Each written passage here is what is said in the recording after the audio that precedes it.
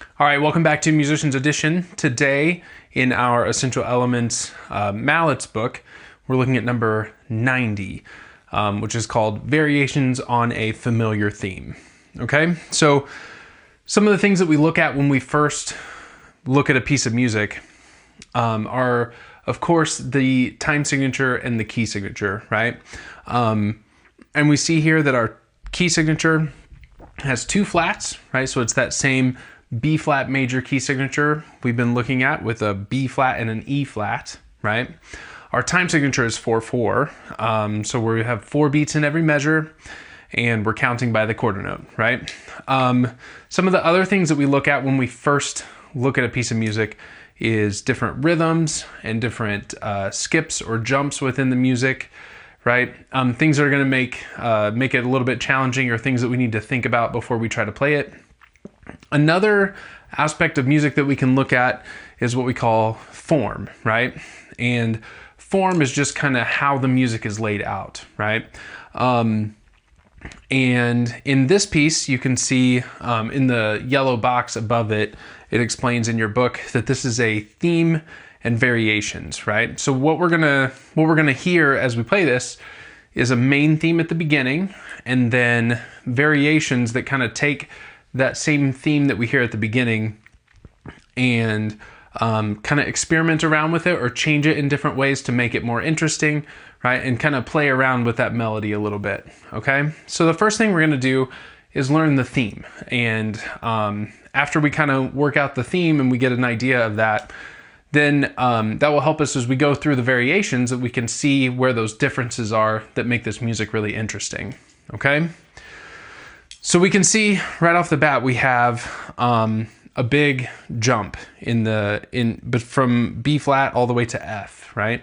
So that's definitely something we want to take account of before we start, right? We have 2 B flats, 2 Fs in measure 1, right? And then we go up from that F all the way above the staff to a G, right? That G that sits right on top of the staff in measure 2, right? We have 2 Gs and we come back down to F, all right? So let's try that. As always, we want to kind of be thinking about sticking choices as we work through these as well, right? It makes a lot of sense to start that B flat with our left hand. And since they're both quarter notes and it's not a real fast rhythm, we can play both of those B flats with our left hand. And then we can likely play both of the Fs with our right, although we may decide to alternate those as we get going here, okay? So let's try the first measure, 2 B flats, 2 Fs. Ready, go.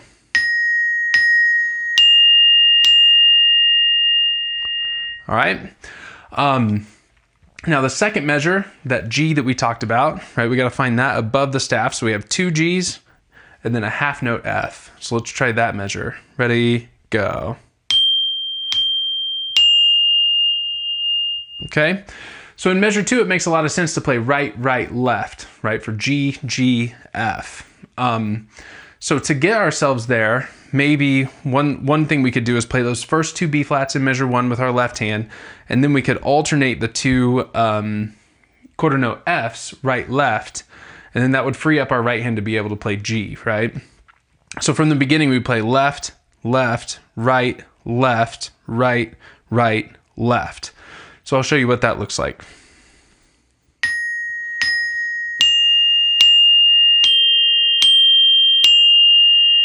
Okay? And to me, that makes a lot of sense to do it that way, right? And once we make that decision, as always, we want to go ahead and write those in. So I'm going to write left, left, right, left, right, right, left. That way, every time that I come to practice this, every time I come back to it, I don't have to rethink through that decision. I've already made it and I wrote it in so I can practice it the same way every time, okay? So let's try that, those first 2 measures one more time with that sticking we just wrote in. And ready, go.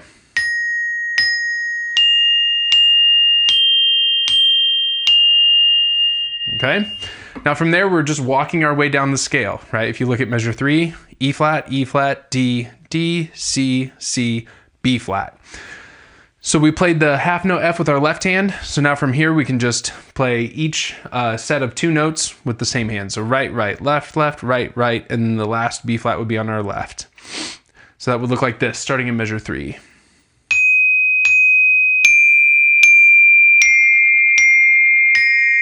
okay? And again, I'm gonna write that in because I wanna make sure that I play it the same way every single time. Right, right, left, left, right, right, left, okay? So now that we've got the sticking for those first 4 measures, we can put this whole theme together, and then we can get an idea of what that melody is, and then we'll move on to the variations and see how that's changed when we get to the variations, okay? So here we go, first 4 measures, and ready, go.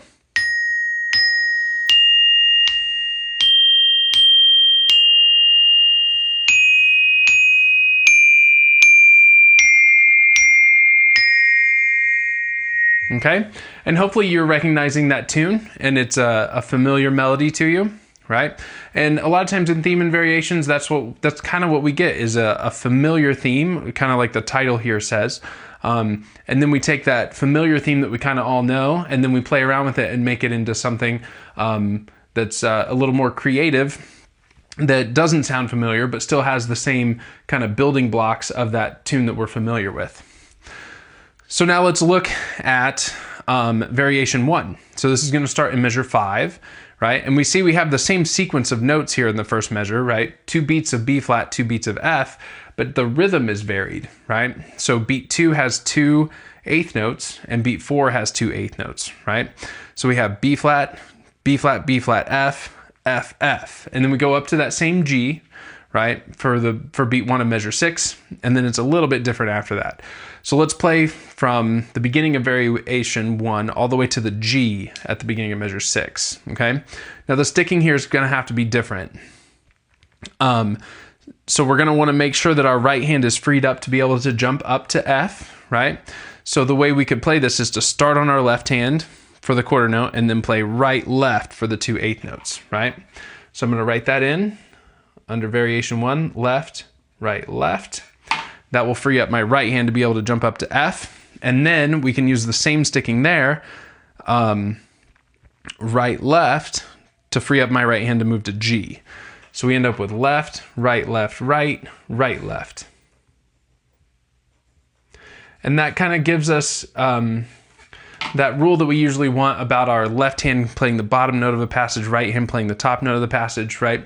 The lowest note of the passage here, that B flat, we got to use both hands on it because there's eighth notes on it, right? But the G at the very top of this is a quarter note by itself, and so we can make sure that that lines up on our right hand so our hands don't have to cross into each other, okay? So here we go, first measure plus the G of variation 1. And ready, go. Okay, and now if you see in measure 6, we have G, G, E flat, F, right? And the way that's different from the theme is instead of playing 2 Gs and coming right down to F, we play that G, skip down a note, and then come back to the F, right? So that's where the part of the variation comes in. So the variation is in rhythm in the first measure of theme 1, and the variation is in pitch or in different notes in the second measure of variation 1. Okay, so here's measure 6, G, G, E flat, F. Okay, and if we play both Gs with our right hand, then that lines up nicely to be able to alternate. So right, right, left, right. So let's play those first 2 measures there of variation 1, measure 5 and 6. And ready, go.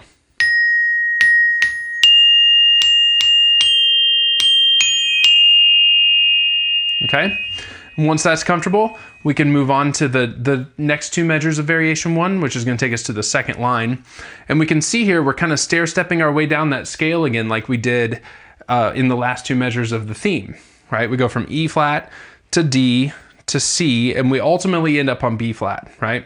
But you can see in measure 7, the rhythm is varied very, very much in the same way as the beginning of variation 1, right? So on the E flat, we play 1, 2, and then on D, we play 3, 4, and then we come to C, and that's where we vary the pitch, right? So let's try just measure 7, E flat, E flat, E flat, D, D, D. Okay, here we go, ready, and. Okay, and I think this will work out best to play right, left, left, right, left. Okay, so the main thing I'm going to do there is make sure that I'm starting the eighth notes on my left hand.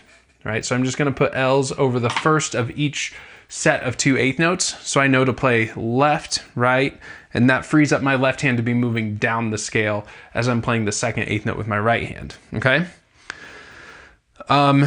So then from there, we get all the way down to C, and then we have C again, and then we play that same skip a note and come back to our final note like we did in the second measure of variation 1, right? But here it's C, C, A, B flat, whereas in the second measure of variation 1, it was G, G, E flat, F, right? But it's the same idea, where instead of going from the next to last note into the last note of the melody, we're playing the next to last note, skipping down one note, and then coming back to it, right? So here's measure 8, C, C, A, B flat. Okay, and because we started the eighth notes on beat 4 of measure 7 with our left hand, the first C is going to line up as a left, right? And then we want to switch to our right hand for the second C. That way our left hand is freed up to get down to A. So we're going to play that measure as left, right, left, right. Okay, left, right, left, right. So when we put those 2 measures together, measure 7 and 8, our sticking is going to be right, left, right, left, left, right, left, right, left, right. Okay?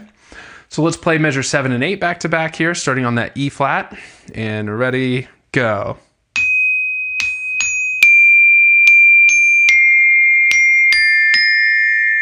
Okay?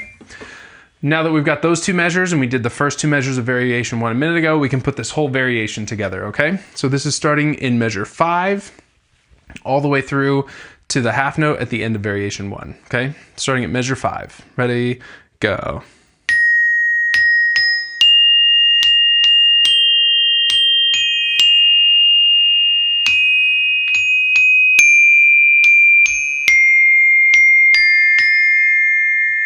Okay, so that's all of variation 1. Now that we've got that variation under our hands a little bit, let's go back to the theme and let's play the theme plus variation 1 and put those 2 chunks together. That will also let us hear how that melody is varied when we hear the melody first and then the variation after it. Okay, so all the way from the beginning to the end of measure 8. And ready, go.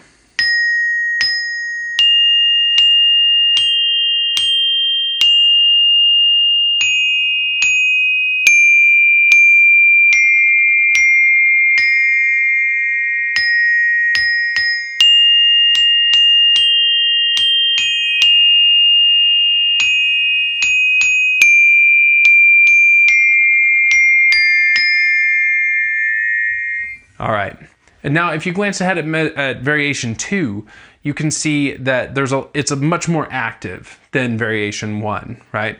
There's a lot more moving around within the scale to kind of reflect that theme.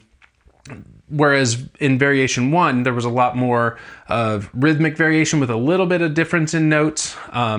Variation 2 takes that a step further and moves around in the scale quite a bit more, right? So we can see at the beginning of variation 2, we walk our way up the B flat major scale, right? From B flat all the way up to F. So it's that same jumping from B flat to F motion, but we're filling in all the notes in between, right? So we get B flat, C, D, E flat, F, and then 2 Fs at the end of the measure. So here's the first measure of variation 2.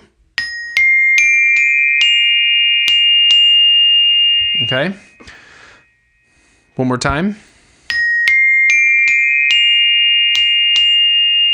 Okay, and then you'll notice that the second measure of variation 2 is very similar to the second measure of variation 1, but it just walks straight down the scale and then comes back to F instead of jumping over F and then coming back to it, right? So it sounds like this. Okay, G, F, E flat, F.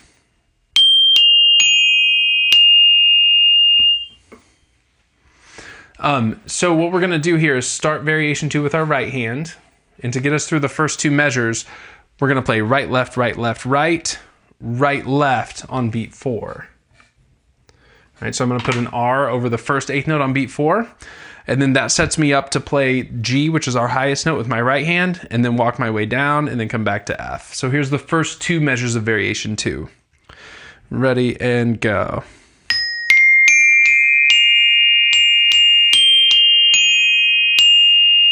Okay? And then from there, we have what we call a sequence, right?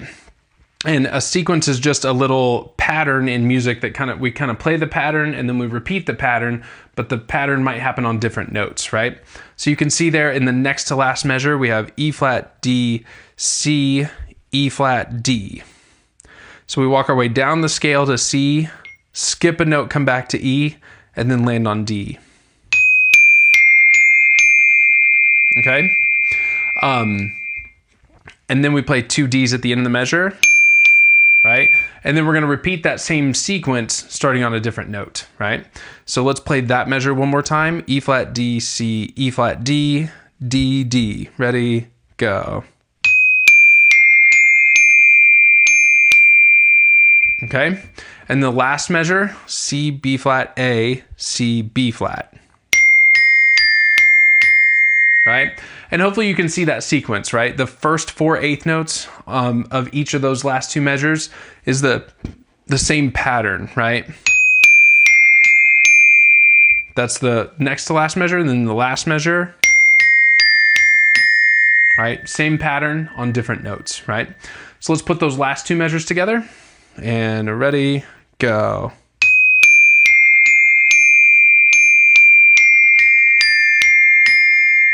All right, and once that feels nice and comfortable, we can go back to the beginning of variation 2 and put this whole variation together, okay? Here we go, 2, and ready, and go.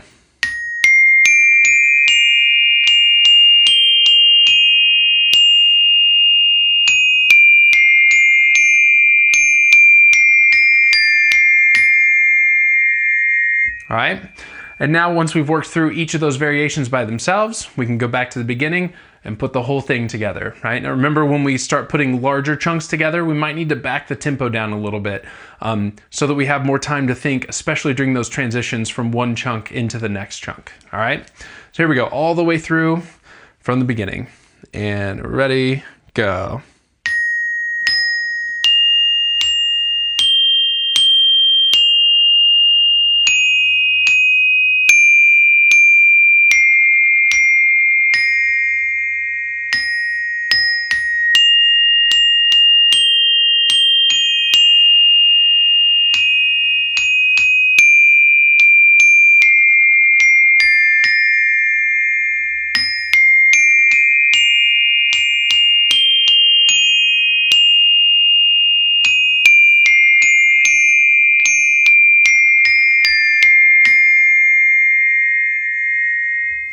All right, so that's all of number 90.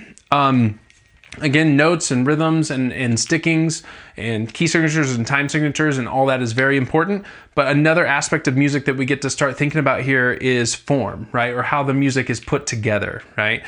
And hopefully kind of thinking about music that way can make it make even more sense to you. And as you're practicing, you can kind of start to listen for those variations. You can start to listen to how the melody is changed in this way or that way, and that kind of lets you start to then put yourself in the composer's shoes and think about what the composer was thinking when they wrote the piece. So, all right, well, happy practicing, have fun with that, and I'll see you next time.